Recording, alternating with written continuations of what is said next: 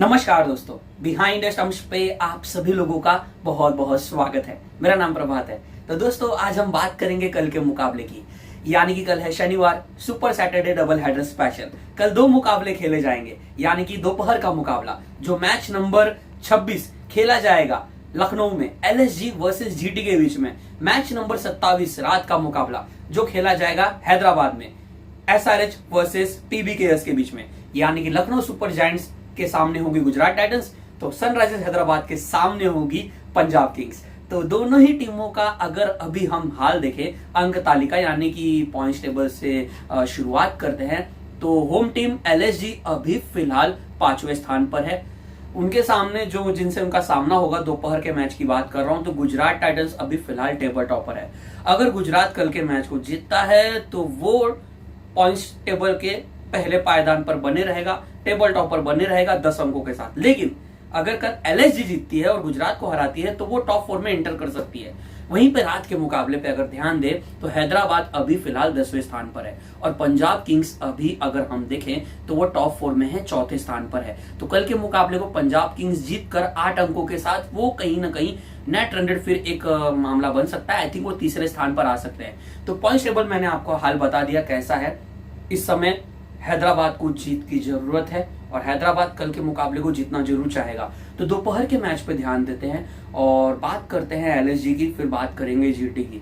दोनों ही टीमें बहुत ही बढ़िया क्रिकेट खेल रही हैं और पिछले मुकाबले दोनों ही टीमें अपना जीत चुकी हैं। एलएसजी ने केकेआर को हराया, जीटी ने आपने देखा होगा गुजरात टाइटंस ने क्या शानदार प्रदर्शन किया था, उन्होंने हैदराबाद को हराया।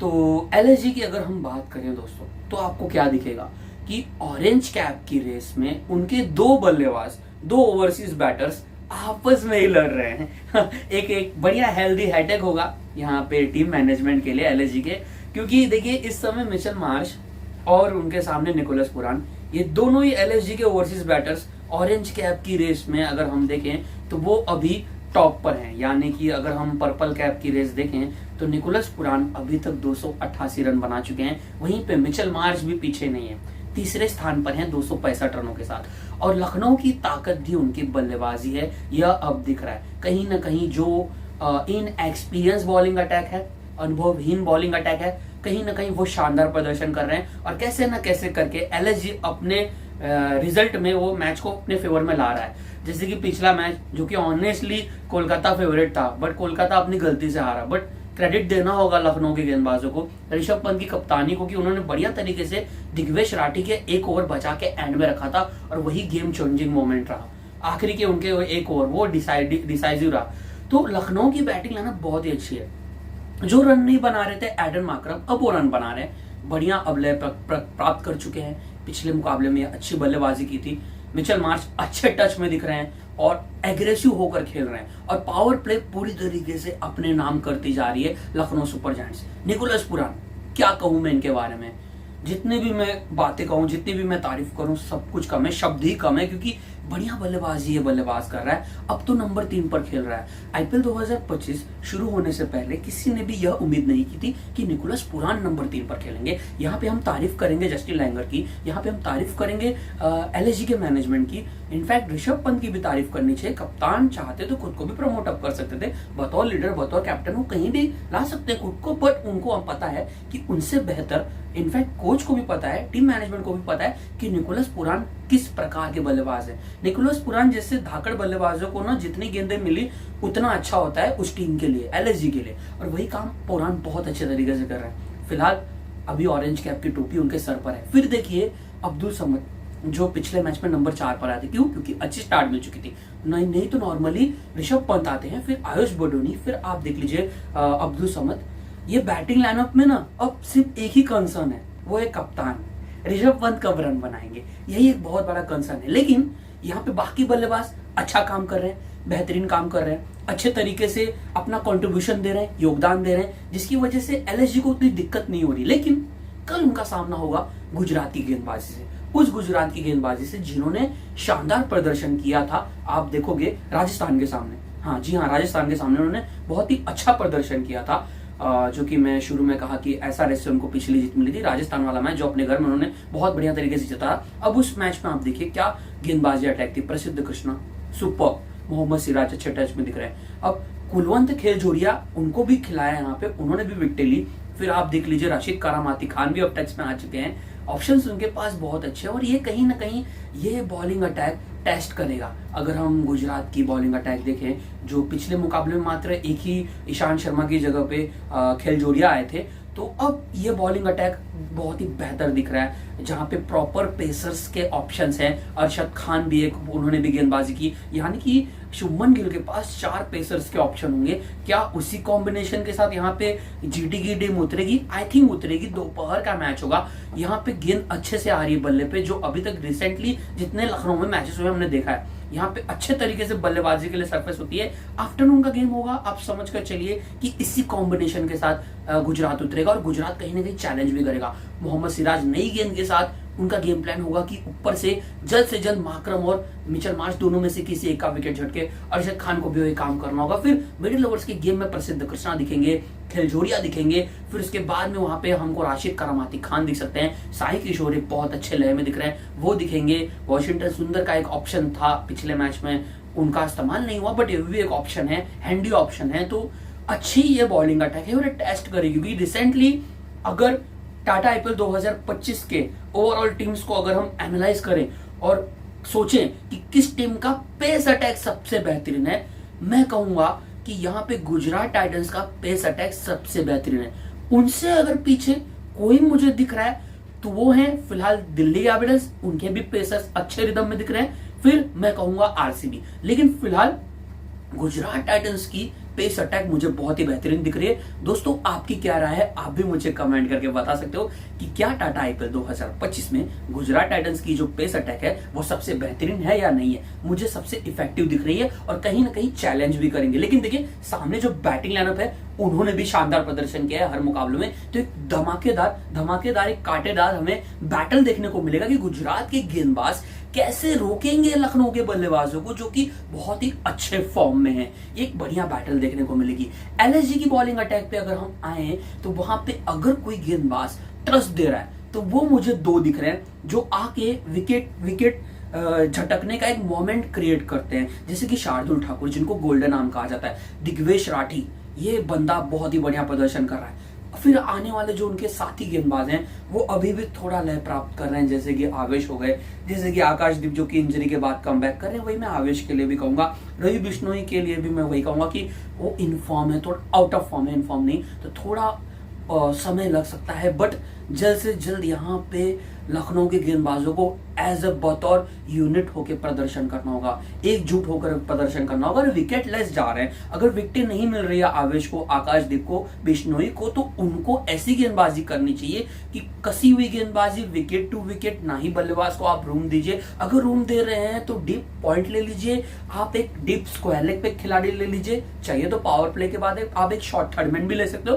ताकि थोड़ी लेंथ बॉलिंग हो तो वो कट ना करे, वो कट शॉट ना खेल पाए पॉइंट की ओर, ना ही थर्डमैन की ओर। कुछ ऐसी फील्ड लगा के एक स्ट्रेटेजी बना के मिड ऑफ और मिड ऑन के खिलाड़ी को सर्कल में रख के आप fine leg, third man, deep square leg, deep backward point के खिलाड़ी को पीछे ले लीजिए। थोड़ी छोटी गेंदबाजी कीजिए क्योंकि ग्राउंड की डायमेंशन यहाँ की बड़ी है। इसका इस्तेमाल लखनऊ के पेसर्स कर सकते हैं, जो गुजरात के पेसर्स बढ़िया तरीके से करेंगे, तो एक अच्छा बैटल हमें कल देखने को मिलेगा। लेकिन यहाँ पे मैं कहूंगा कि लखनऊ की बॉलिंग अटैक और गुजरात की बॉलिंग अटैक में अगर हम कंपैरिजन भी करें तो दिख रहा है कि गुजरात की बॉलिंग अटैक बहुत ही बेहतरीन है, दमदार है, असरदार है। लेकिन एलएसजी जो अपने मैचेस जीत रहा है वहां पे बैटर्स का बहुत ही योगदान रहा है। तो अब ये समय आ चुका है कि बॉलर्स को भी आके एक अच्छा प्रदर्शन करना होगा, क्योंकि देखिए सिचुएशन ऐसी आएगी, एक समय आएगा जहां पे लखनऊ के बल्लेबाज कोलैप्स करेंगे, जहां पे लखनऊ की पारी सिमटेगी और तब जिम्मेदारी होगी लखनऊ की गेंदबाजी पे। मयंक यादव ऑलमोस्ट 95% फिट हो चुके हैं, कब वो टीम को ज्वाइन करेंगे, जल्द से जल्द ज्वाइन कर लेंगे, एलएसजी के लिए उतना बेहतर होगा, क्योंकि अब एक कारवां धीरे धीरे फर्स्ट हाफ खत्म होने के करीब जा रहा है। तो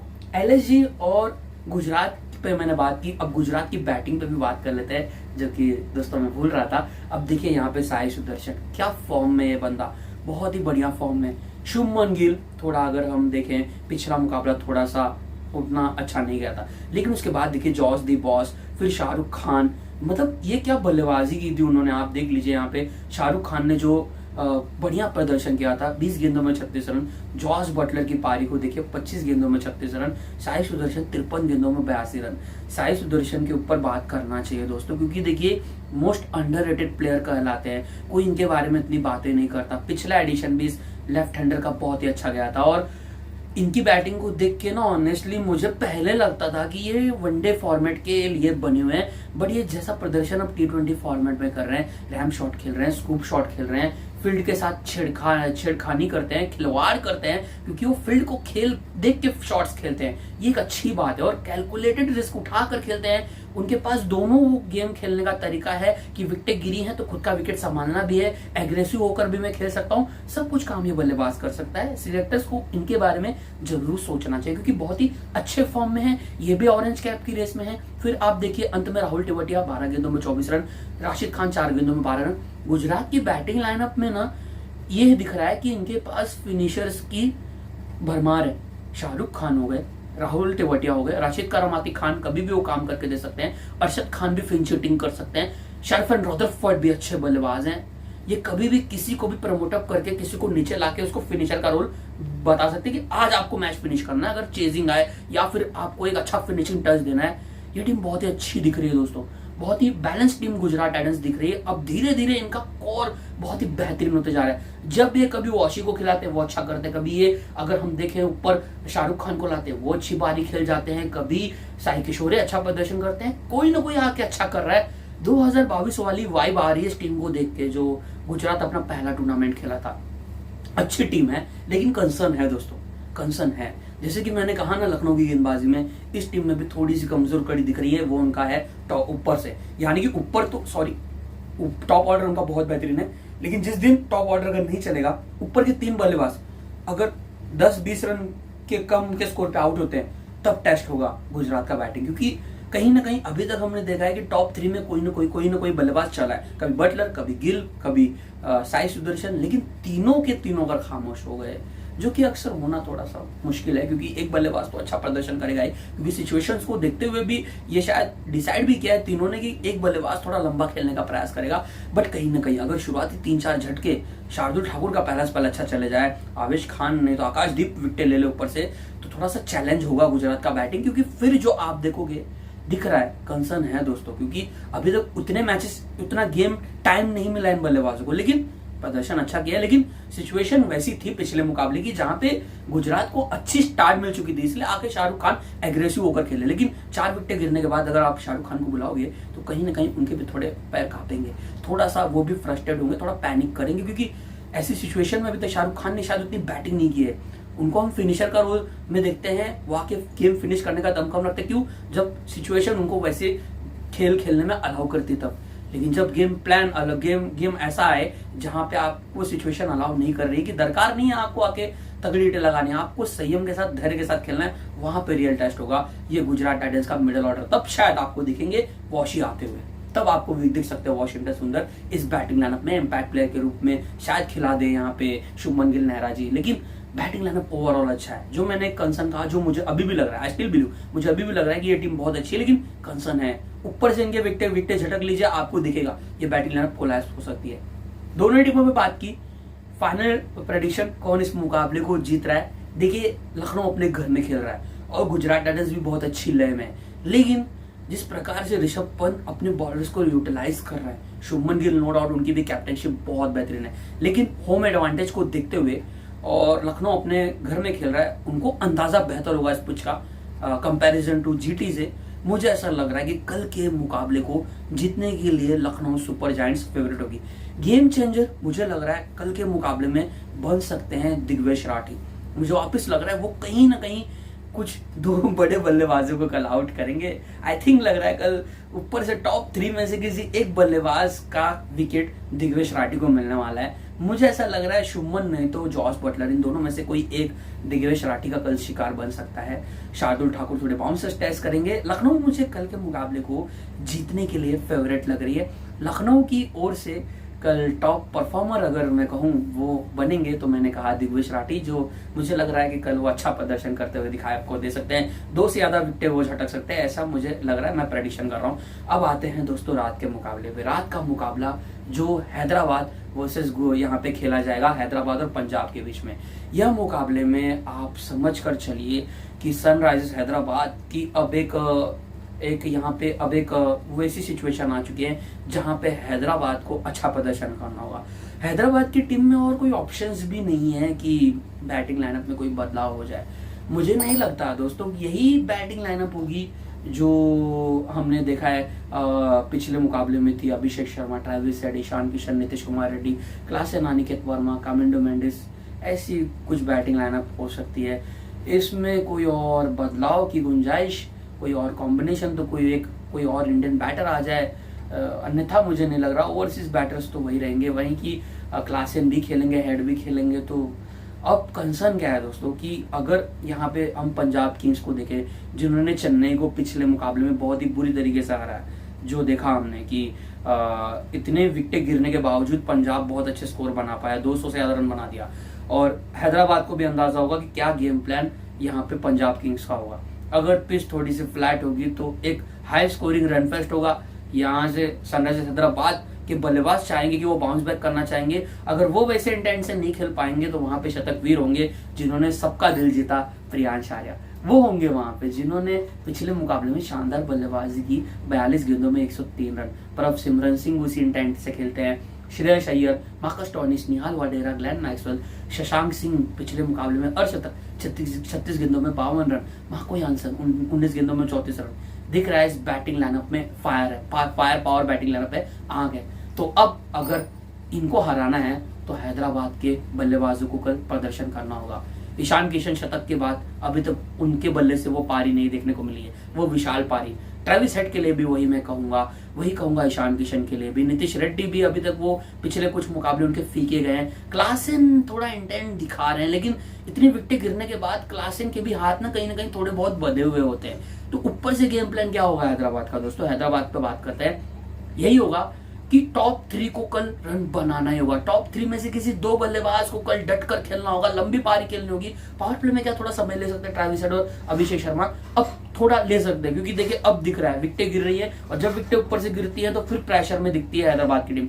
थोड़ा 2-3 ओवर्स का गेम टाइम ले सकते हैं। एक बार अगर इन दोनों ओपनर्स ने अपनी नजर जमा ली, 15 गेंदे दोनों ने 10-15 गेंदे खेल लिए तो फिर ये डेंजरस हो सकते हैं, और ये जितने घातक होंगे फिर शायद इनको कोई रोक पाए। थोड़ा समय ले सकते हैं, ओपनर्स के लिए स्पेशली कराओ। एक बार अच्छी स्टार्ट मिल गई, अगर दोनों ही खुलकर खेलते हैं, काउंटर अटैकिंग बैटिंग करते हैं, फिर आने वाले बल्लेबाजों को लाइसेंस होगा। लेकिन वो कब होगा? जब आप थोड़ा विकेट बचा करके शुरू के, क्योंकि देखिए अब चैलेंज होगा। सामने अर्शदीप सिंह होंगे, सामने आपको दिखेंगे नई गेंद के साथ मार्को यानसन, यश ठाकुर पिछला मुकाबला खेल रहे थे, मार्कस स्टोइनिस, ग्लेन मैक्सवेल जो कि लेफ्ट हैंडर्स इनके पास टॉप 3 में 3 है, तो मैक्सवेल डेफिनेटली पावर प्ले में गेंदबाजी करेंगे। तो थोड़ा समय ले सकते हैं यहाँ पे अभिषेक शर्मा और ट्रेविस हेड, ईशान किशन, फिर इसके बाद में नीतीश रेड्डी। फिर आपको ये डिफरेंट दिखेंगे तो अलग ही कॉन्फिडेंस मिलेगा। वो तब मिलेगा जब ओपनर्स अच्छी शुरुआत दिलाएंगे।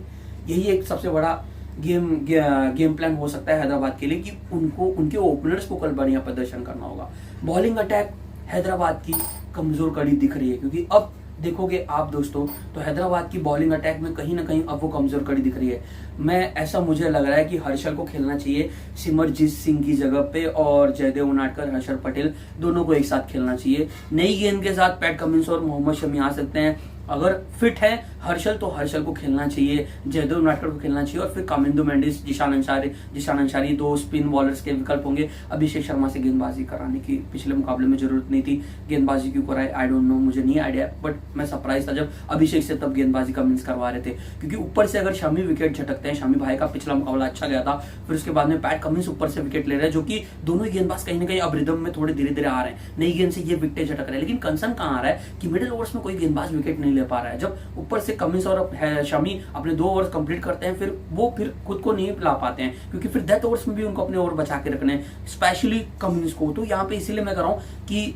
स्लोअर वंस जो कि स्ट्रेंज है हर्षल और यहाँ पे जयदेव उनाडकट की, हर्षल पटेल को मैं अभी भी कह रहा हूँ कि उनको पिछला मुकाबला खेलना चाहिए। जयदेव उनाडकट का पिछला स्पेल अच्छा गया था, पिछला मुकाबले का 2 ओवर में मात्र 16 रन दिए थे। दोनों एक साथ गेंदबाजी करेंगे, कहीं ना कहीं मोमेंटम क्रिएट करेंगे विकेट झटकने का। स्लोअर वंस अच्छे डालते हैं, कहीं ना कहीं बल्लेबाज थोड़ा सा फ्रस्ट्रेट होंगे क्योंकि ये इतने आसानी से इतनी तेज गेंदबाजी नहीं करते, इतनी लूज डिलीवरी भी नहीं डालते हर्षल और जयदेव उनाडकट। तो इसलिए मुझे लग रहा है इस स्ट्रेटेजी के साथ यह टीम जा सकती है।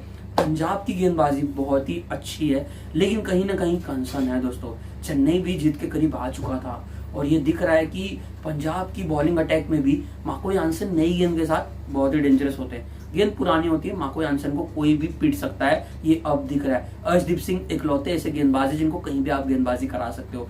यश ठाकुर भी थोड़े बहुत महंगे साबित हुए थे। फिर आप लॉगी फर्ग्यूसन देखिए, विकेट ले रहे हैं लेकिन कहीं ना कहीं वो भी थोड़ा सा महंगे साबित हुए थे। तो गुजरात पंजाब की बॉलिंग अटैक अभी भी थोड़ी सी मुझे दिख रहा है कहीं ना कहीं कि वो एक क्वेश्चन मार्क बन सकता है, जहां पे कमजोर कड़ी दिख रही है जिसपे हमला विपक्षी टीम के बल्लेबाज कर सकते हैं। अर्शदीप सिंह को सम्मान देके माको यानसन पे प्रहार करना चाहिए हैदराबाद के बल्लेबाजों को, लेकिन ऊपर से ट्रेविस हेड और अभिषेक शर्मा थोड़ा समय ले सकते हैं। मैं ये कह रहा हूँ अगर यही गेम प्लान होना चाहिए और यही जीत का एक जरिया बन सकता है कि ऊपर से अगर टॉप 3 में से 2 बल्लेबाज स्पेशली ओपनर्स अगर अच्छी शुरुआत दिलाते हैं, तब आपको दिखेगा कि कुछ अलग आपको कल होते हुए दिखाई दे सकता है। रात के मुकाबले के लिए यहाँ पे अगर हम देखें ऑन पेपर पंजाब किंग्स बहुत स्ट्रांग है। श्रेयस अय्यर बहुत अच्छी कप्तानी कर रहे हैं, पंजाब किंग्स अच्छी स्थिति में जा रही है। धीरे धीरे ऐसा लग रहा है कि पंजाब प्रबल दावेदार स्पष्ट कर रही है प्लेऑफ के लिए। लेकिन मैं थोड़ा सा बैक करूंगा एसआरएच को।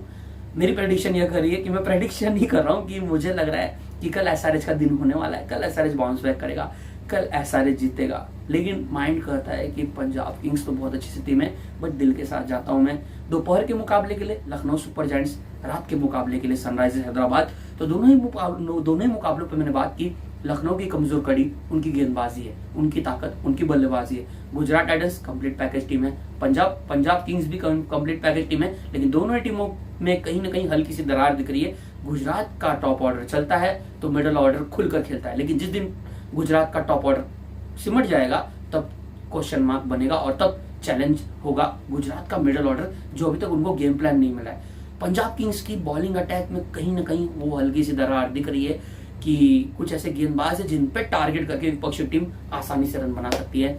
माको यानसन वो है मार्कस स्टोइनिस, वो है ग्लेन मैक्सवेल। अगर ऊपर से एग्रेसिव होकर मैक्सवेल के पहले ओवर को अगर कोई बल्लेबाज रिस्क उठा के बड़ा कर सकता है, तब श्रेयस अय्यर शायद ही फिर उनके हाथ में गेंद थमाए, तब आपको पंजाब की टीम थोड़ी सी पैनिक होती हुई दिखाई दे सकती है। दोनों ही मुकाबले में बात की। उम्मीद करता हूँ आपको ये वीडियो जरूर पसंद आया होगा। अगर आपको ये वीडियो पसंद आया है तो दोस्तों इस वीडियो को जरूर लाइक कीजिए, इस वीडियो को आप शेयर भी कीजिए, और अभी तक आपने मेरे इस यूट्यूब चैनल को सब्सक्राइब नहीं किया है तो फटाफट जाके सब्सक्राइब के बटन पे तुरंत क्लिक कर दीजिए दोस्तों। प्रभात राजनारायण बिहाइंड द स्टंप दोस्तों, जय हिंद।